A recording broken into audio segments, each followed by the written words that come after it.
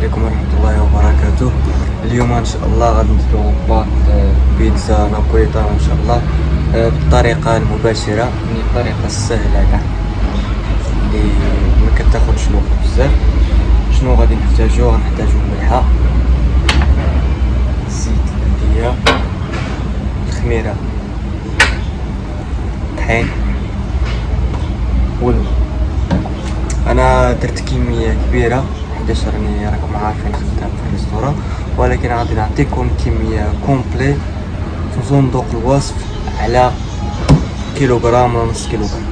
المهم علينا كل كيلوغرام ديال الطحين خصو 2 غرام ديال الخميرة الا كانت سريعة نديرها حنا عندنا هنايا كاملين، ولا كانت طرية خصك 4 غرام